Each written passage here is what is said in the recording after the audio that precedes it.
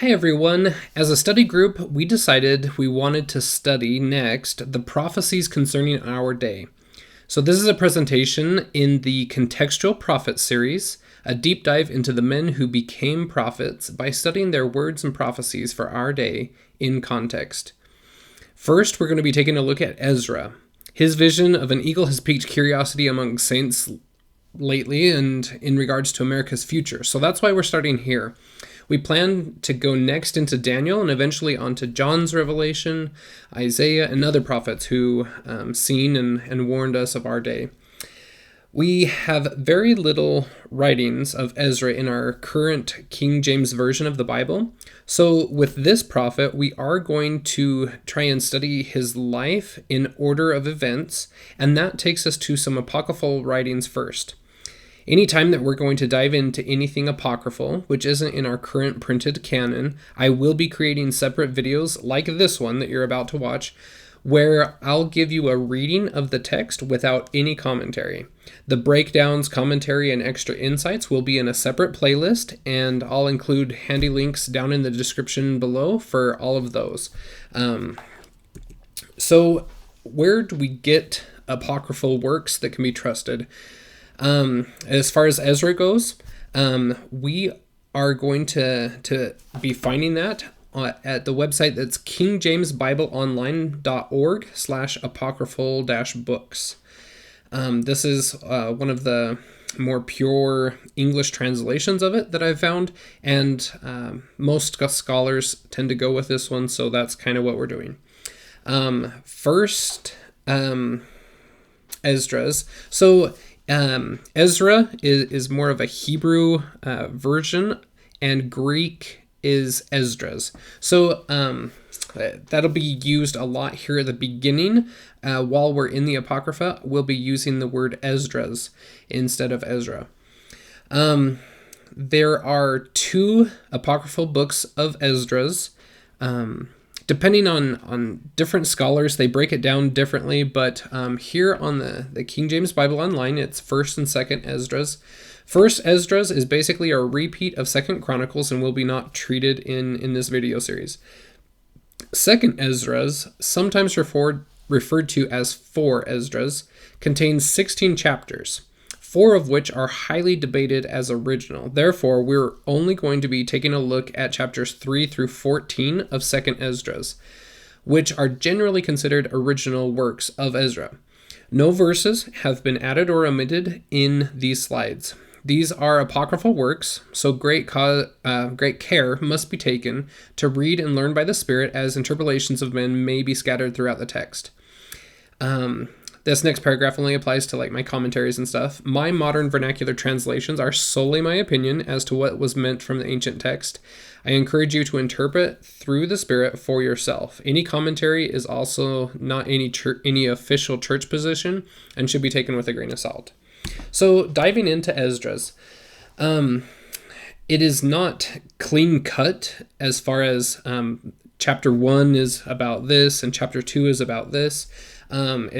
It flows. The chapters are broken into kind of weird formats. So there's 7 visions of Esdras, and so each video that I'm going to do focuses one vision at a time, but that might kind of overlap some different chapters, but all of it will be on the slides themselves.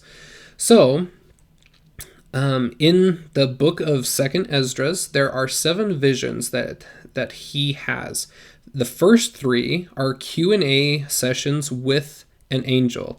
An angel, Uriel, comes to him and speaks with him, and they talk back and forth. In the visions 4 through 6, they are highly different. They are dreams, where an angel then comes and interprets the dream for him. And the 7th vision is from the Lord himself, where he comes and gives Ezra a mission to perform. So in this video, we're going to be heading right into the first vision of Esdras. So here, Esdras is speaking with Uriel, and this composes or covers 2nd Esdras chapter 3 verse 1 through chapter 5 verse 15. In the 30th year, after the ruin of the city, I was in Babylon, and lay troubled upon my bed, and my thoughts came up over my heart. For I saw the desolation of Zion, and the wealth of them that dwelt at Babylon. And my spirit was sore moved, so that I began to speak words full of fear to the Most High, and said, O Lord, who bearest rule, thou spakest at the beginning, when thou didst plant the earth, and that thyself alone, and commandedst the people, and gavest a body unto Adam without soul, which was the workmanship of thine hands, and didst breathe into him the breath of life, and he was made living before thee. And thou leadest him into paradise, which thy right hand had planted, before ever the earth came forward. And unto him thou gavest commandment to love thy way, which he transgressed, and immediately thou appointedst death in him and in his generations, of whom came nations, tribes, peoples, and kindreds out of number. And every people walked after their own will, and did wonderful things before thee, and despised thy commandments. And again in process of time thou broughtest the flood upon those that dwelt in the world, and destroyest them. And it came to pass in every of them, that as death was to Adam, so was the flood to these. Nevertheless, one of them thou leftest, namely Noah, with his household, of whom came all righteous men. And it happened that when they dwelt upon the earth, began to multiply, and had gotten them many children, and were a great people, and they began again to be more ungodly than the first. Now when they lived so wickedly before thee, thou didst choose thee a man from among them, whose name was Abraham. Him thou lovest, and unto him only thou shewedst thy will, and madest an everlasting covenant with him, promising him that thou wouldest never forsake his seed. And unto him thou gavest Isaac, and unto Isaac also thou gavest Jacob and Esau. As for Jacob, thou didst choose him to thee, and put by Esau. And so Jacob became a great multitude. And it came to pass that when thou leadest his seed out of Egypt, thou broughtest them up to the Mount Sinai. And bowing the heavens, thou didst set fast the earth, movest the whole world, and madest the depths to tremble, and troublest the men of that age. And thy glory went through 4 gates of fire, and of earthquake, of wind, and of cold, that thou mightest give the law unto the seed of Jacob, and diligence unto the generation of Israel. And yet tookest thou not away from them in a wicked heart, that thy law might bring forth fruit in them. For the first Adam, being a wicked heart, transgressed, and was overcome. And so be all they that are born of him. Thus infirmity was made permanent, and the law also, in the heart of the people, with the malignity of the root, so that the good departed away, and the evil abode still. So the times passed away, and the years were brought to an end. Then didst thou raise thee up a servant called David, whom thou commandest to build a city unto thy name, and to offer incense and oblations unto thee therein. When this was done many years, then they that inhabited the city forsook thee, and in all things did even as Adam and all his generations had done, for they also had a wicked heart. And so thou gavest thy city over into the hands of thine enemies. Are their deeds any better that inhabit Babylon, that they should therefore have dominion over Zion? For when I came thither, and had seen impieties without number, then my soul saw many evildoers in this 30th year, so that my heart failed me. For I have seen how thou sufferest them sinning, and hast spared wicked doers, and hast destroyed the people, and hast preserved thine enemies, and hast not signified it. I do not remember how this way may be left. Are they then of Babylon better than they of Zion?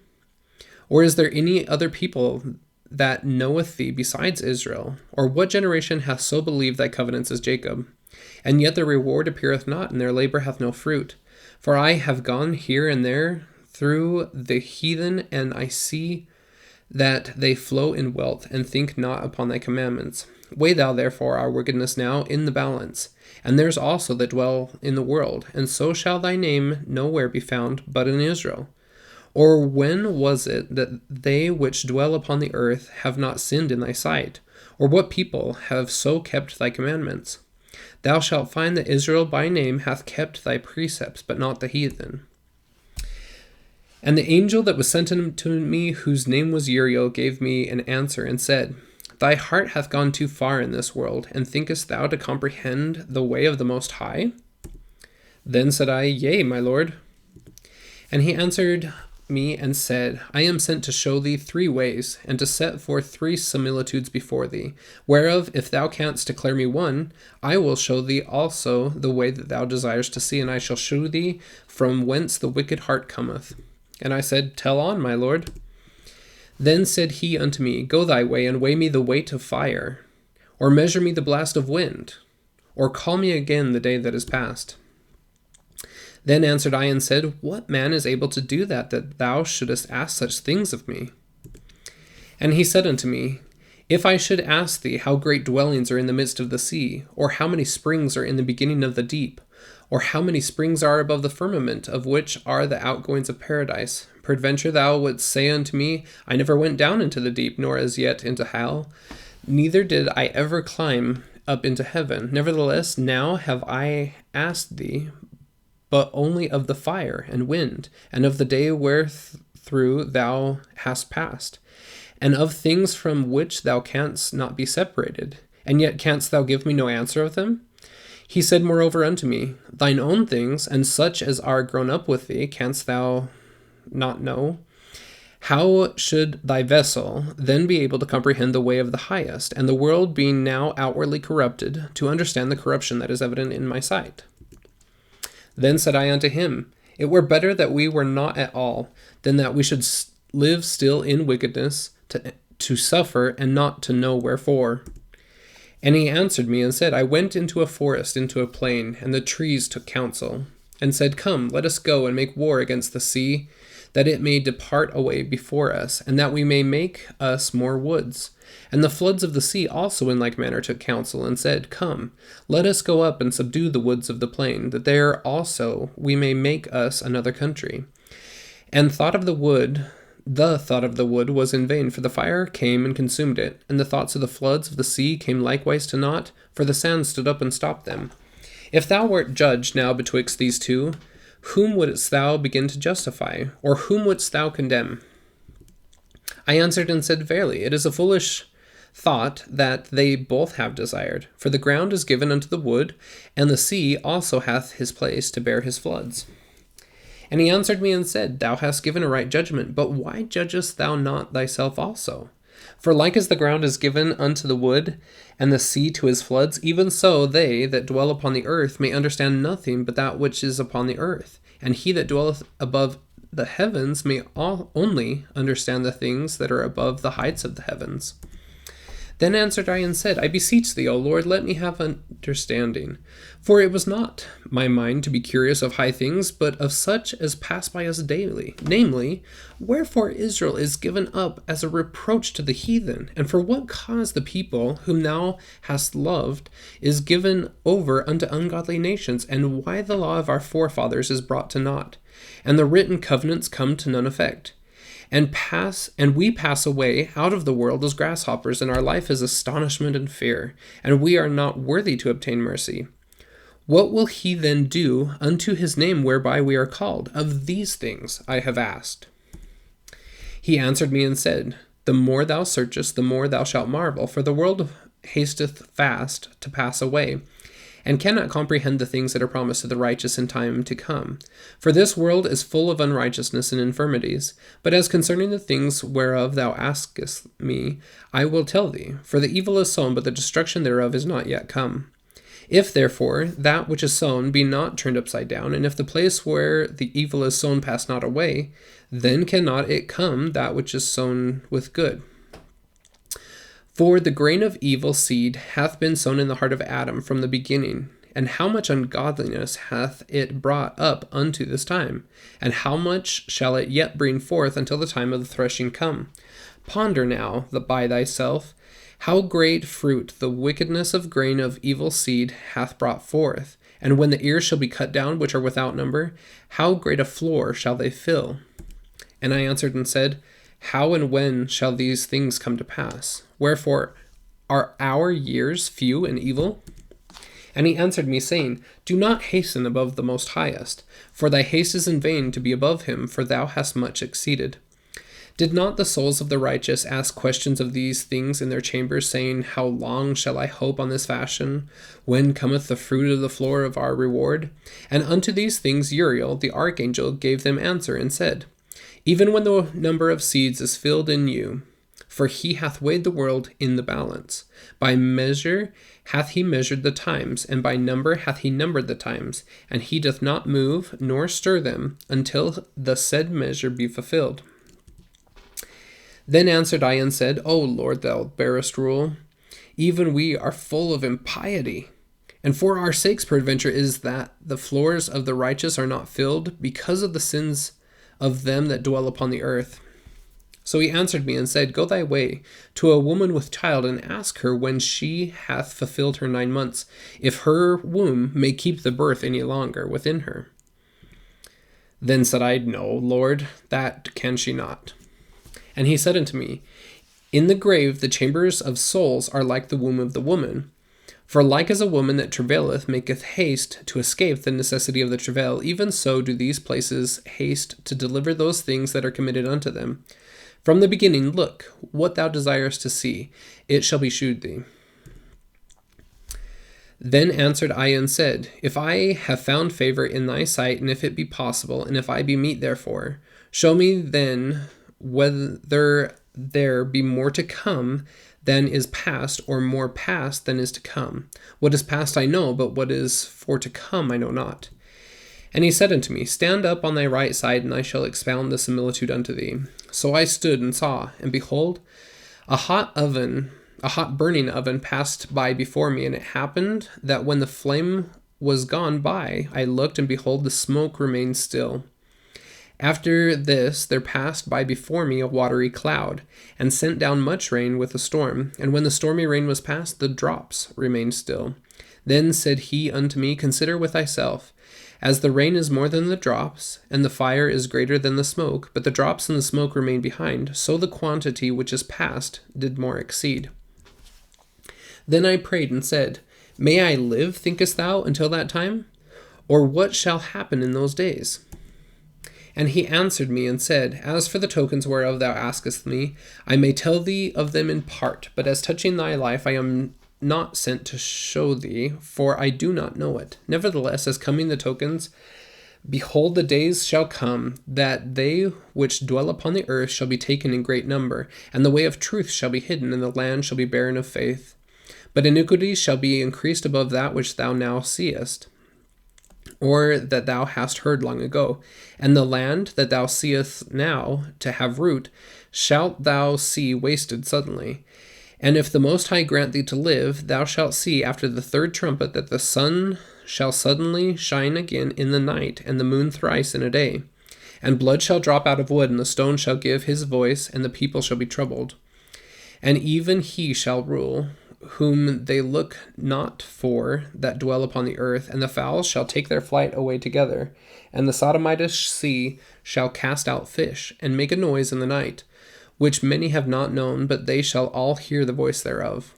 There shall be a confusion also in many places, and the fire shall be oft sent out again, and wild beasts shall change their places, and menstruous women shall bring forth monsters. And salt water shall be found in the sweet, and all friends shall destroy one another. Then shall wit hide itself, and understanding withdraw itself into his secret chamber, and shall be sought of many, and yet not be found. Then shall unrighteousness and incontinency be multiplied upon the earth. One land also shall ask another, and say, Is righteousness that maketh a man righteous gone through thee? And it shall say, No. At the same time shall men hope, but nothing obtain. They shall labor, but their way shall not prosper. To shew thee such tokens, I have leave. And if thou wilt pray again, and weep as now, fast even days, thou shalt hear yet greater things. Then I awaked, and an extreme fearfulness went through all my body, and my mind was troubled, so that it fainted. So the angel that was come to talk with me held me, comforted me, and set me upon my feet. All right, that's the end of the first vision of Esdras with Uriel. In the next video, we will talk about the interlude in between these two visions and read the second vision.